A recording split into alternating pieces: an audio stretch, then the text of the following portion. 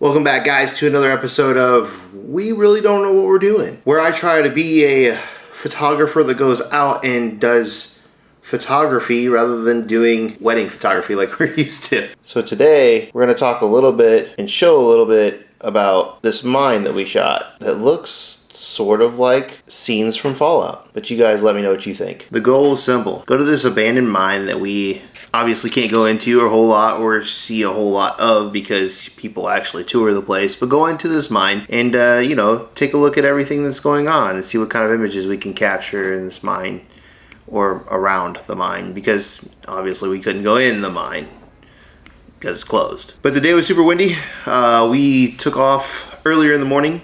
It's a 2-hour drive to get to this location, and once we got there, like normal when you don't plan things, the mine was locked. We couldn't get inside. The whole outside was locked. I mean, it's gated. So we couldn't get inside, so it was a bust. We could shoot from around the place, obviously, but that wasn't what we wanted. It wasn't really ideal. So what could we do?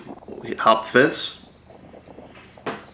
No, we didn't do that. Basically, what we did was we lucked out. We got really lucky because as we were waiting by the fence, one of the guys that actually came up, which you'll see pictured later, came up and actually let us inside the mine, just told us not to go any further than the front of the building, the front of the area there, right? So we were able to walk along that road you can see now in front of the entire area and, just take photos. Like that's what we did. So we couldn't go any further, but yeah, I wanted to get a lot of this done on film. So I wanted the idea to be filmed. Now, in retrospect, hindsight's 2020. I shot this all in Portrait 800. I wish I wouldn't have used Portrait 800. Not that I don't mind the film stock. Portrait 800, obviously we all know Portrait 800 is awesome. But I wish I would have stuck with Kodak Gold throughout the whole day. That would have given me a little bit more of that look I was kind of going for. But, you live and you learn. So the drone images, though, those were actually something really interesting. I seen this image here as we came into the mine. Now, I wanted to obviously go up higher and shift it over to the left. I think that would have made a better image. But in this case, it was so windy, I couldn't keep the drone where I needed it to take the photo. And it wouldn't let me go up any higher because the wind was so bad. So I had to pull the drone down and just kind of like take the... Actually, I got the image, kind of, that I wanted. So I took the image, then I pulled the drone down, and we went on shooting the rest of the mine. The overall aesthetic of the mine, I mean, there's obviously a lot of texture, a lot of rust, a lot of that old patina, as they call it. I mean, it was awesome. It was a good time. We had fun going down there. It wasn't a super hot day. It looked super hot. It wasn't. It was just extremely bright. But yeah. I was shooting today on the Contax G2, which is my 35mm camera. In fact, it's the only 35mm camera I have left. I used to have the Nikon F2 and a few other film cameras, Minolta, A1. I parted ways with all of those here recently just due to the simple fact that I wasn't using them, and I feel like cameras like that, especially film cameras that have lived such a long life, deserve to go back into society and actually be used. So the Contax G2, I mean, I know a lot of people have said that it's risky to buy that camera because, it can potentially brick on you and there's really nothing you can do about it. So yeah, it's a risk buying it, but I mean the camera shooting with it, the experience is just awesome. The next images we have here is the I don't know what parts of the mine this is. There's obviously a sign in front of me. I didn't read it because I was too busy taking photographs. First image was on digital, second was on film. It kind of gives you that look like what you're gonna get out of film, right? The digital one's a little bit darker. I do tend to shoot a little bit darker on digital, especially on wedding days, kind of more my style. The film, I try to keep I don't know if it's true to life or true to the film stock. It wasn't pushed or anything like that. It was at box speed, so that's what we stuck with in as far as the film goes. Another thing we actually shot while we were out there I shot while I was out there, is a couple of the Instax images. So I think those turned out pretty good. I mean, obviously that's the one that's up there now, and that's one sneak peek of what you're going to kind of see later. But yeah, that itself, I mean, those turned out really neat because I don't do that a whole lot. I mean, I use that Instax camera at weddings, sure, but when I'm out and about, I don't use it very often. And I think this kind of, just the way it looks, I love the way it looks. So I might end up using that a little bit more and maybe making like little Instax book or something. I don't know. We'll see. A bunch of projects that we have coming up, kind of just mowing over my head, trying to figure all that out and everything. But now the idea behind the entire day was I really wanted to like speak a little bit and, you know, kind of walk you guys through on the day, more kind of like vloggy sort of, that vloggy, going through the day and like shooting, right? I wanted to talk through it, but it was, again, so windy. Here, I'll open the clip up a little bit so you can hear the wind. Yeah, so windy that it was impossible, even with my microphone on, because my mic was on at that point, and the dead cat, to actually talk to you at all. So should I invest in the DJI microphone? Perhaps. That might be a good investment if I continue to plan to continue to do this. What I'm doing now is actually searching for a bird, because apparently when you're out at a mine trying to do some type of, you know, Fallout style shooting, you have to shoot a bird. No, but seriously, the hawks that were flying around out there were ginormous. I think they were hawks.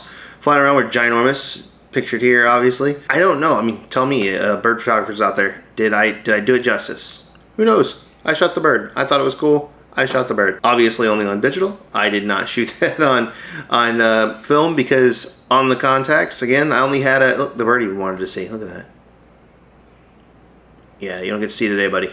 The Contax only has a 28mm lens that I have. I would love to get the 45. Don't have it yet.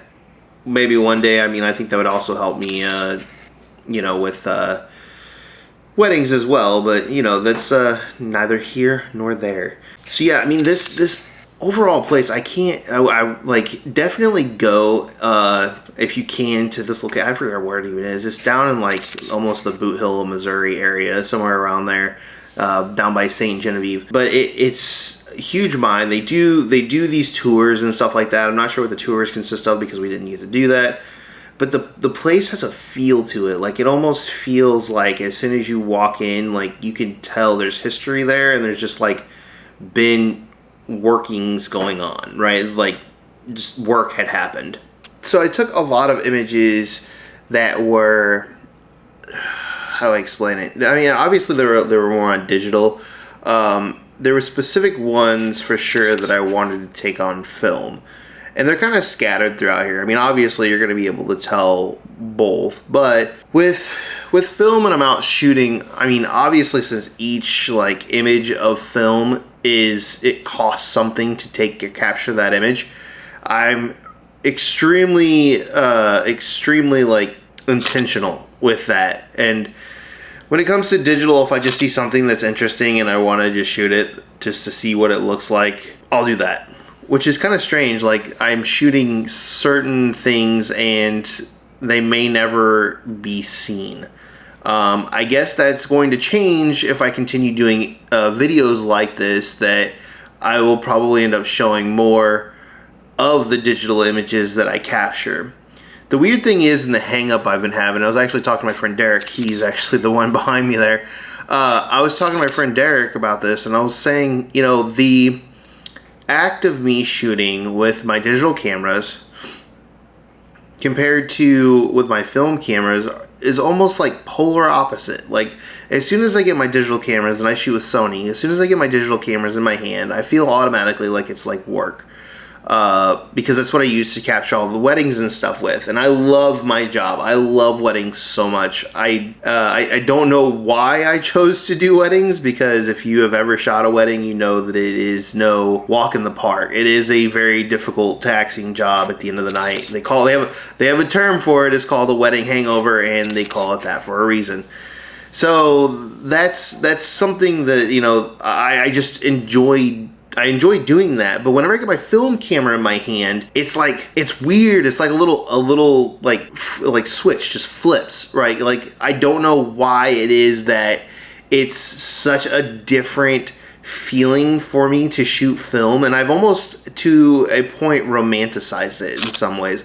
Like, I I know that what I've captured, I have no idea what it looks like. So there's the waiting, the anticipation that you can't automatically see what you did. You better hope that you got it right. Now that's one of the things. The second thing is just like you take your time. I am not shooting multiple frames on film, so the focal lengths, from digital to film, they're never the same for me. I don't shoot that way. I don't put two, for example, 50mm lenses on my both film and digital, because I want something that looks different, right? I mean, I want in this case, obviously, but I want something that looks different, because otherwise I would just shoot it on digital, in my opinion. That's what I typically do if I take both film and digital out. In this case, yeah, I definitely did that. I wanted to make sure that I captured the most from this location. Obviously, it was the first time I've ever like recorded a session of me, like shooting film. There's a lot of work that I think needs to be done in this process. Definitely some audio and what's going on, like real time. I would love to have something like that. Again, in this case, super windy, so that didn't help. That didn't work out for me. Definitely next time. We'll see what happens with the next one. The next photo idea that I have, for me, it's gonna be very impactful. I've already got the whole thing planned out, and I know exactly what I want to do. I've already got the film and everything. We're gonna shoot some black and white. Everything's gonna be on medium format. The medium format camera I use is a Contax 645N. I like it a lot. A lot of people don't. It's very prone to breaking. I would love to have a Contax 645, but as far as film goes, I don't shoot that enough to justify spending that much money on a 645 film camera. I do shoot film on wedding days, so maybe one day that when I can justify it more, or maybe it starts turning in my business, that it starts making more money and I can justify it in that way, cool, then I'll start doing that. This is the gentleman I was talking about earlier. So we actually got him out there and shot him. He's been there for years, guys. He's been there since, not when the mine opened, but he's been there since a very long time. I can't remember when he said exactly, but we definitely wanted to put him in the frames of this mine and kind of get something for him. So that was awesome. He was super excited about it and very appreciative. It's so strange. So nowadays, I mean, people like, and this is gonna date me, right? Nowadays are always in front of a camera because they're always on their phone. He probably isn't in front of a camera very often, just due to the simple fact of how he uses a phone, right? If he's using a phone for what phones are actually intended for, making calls, so, I mean, obviously smartphones aren't, but he probably got used to shooting or being captured in front of a camera for special occasions when he grew up, when he was moving through life. So to be in front of a camera that we were shooting as, professionals out there. I mean, we weren't professionally doing our job. It wasn't a wedding. I think maybe in his mind that it made him feel, it made him feel good. Like, why are these guys asking to photograph me? I mean, usually only, and this was again dated, but people of importance were photographed, right? So I think that maybe he appreciated that. He seemed like he did. He seemed very excited about it. But to kind of move on, wide images. So I love environmental images. I'm like, if I had to categorize myself, I would say I'm kind of a mix between a portrait and landscape photographer, something that kind of like falls in between there. When it comes to my wedding work, that's kind of what I build in. I usually like the couple small or kind of normal-ish size in the frame, and then like big landscapes, right? So the image that you seen the very first there, that one was actually shot as a Brennheiser. Now, if you don't know what that is, look that up, but it's just like a string of images that are stuck together, or stitched together. And I do that a lot on wedding days. So 135, Brennheisered out, make a really big image on a 135, which the compression is insane, but it's a huge file, and it probably kills my computer, but I love doing that. That's something that really speaks to my style, and I really enjoy creating images like that. I don't know that there are very many wedding photographers, at least in my area, that do that. That's why I would love to get out to like the Pacific Northwest and like places like Glacier National Park. I mean, those would be my bucket list places, right? Like anywhere that's away from home is always the locations you're looking to shoot all the time. So yeah, Missouri doesn't have much of that as far as like open, interesting landscapes. There's a lot of green. We do have interesting landscapes, but I wouldn't say it's anything like the West. One day, hoping to get out there. Just those wide landscape type images, the sand dunes that are out there. I mean, Missouri has such a diverse like landscape because of our weather changing so much. We have sand in certain places. We have other things. I mean, I guess everywhere is like that, but that's also one of the challenges, especially on wedding days. So moving on, we actually stopped by this small town, captured some houses, some small stuff like that. All this stuff was captured on film. I only used my digital cameras to capture small clips of stuff in between. This one's really interesting. So that is Portra 800. This one is Kodak Gold. I love me some Kodak Gold. That is probably one of my favorite film stocks. I love Kodak Gold. I believe in this case, I'm pretty sure I pushed it, which made it way more contrasty. I probably should not have done that. But yeah, that's the end of the video, guys. That's all for this one. I'm definitely going to make more, especially if this one does well. We'll see how it all goes. I might just make a couple more. That one that I had told you guys, and I don't want to leak too much about it, but the one I told you guys, talked about a little bit before. I'm definitely going to make one on that because that's kind of important to me.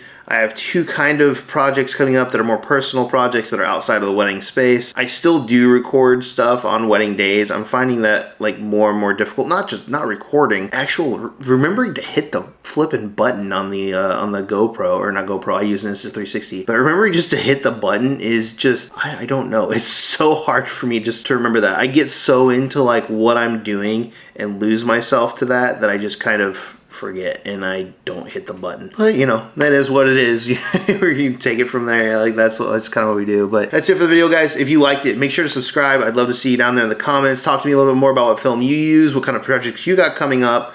If you're the same photographer type I am, like that environmental type photography going on or anything like that, love to hear more from you guys as far as that's concerned. And yeah, we'll see you guys in that next video. Later.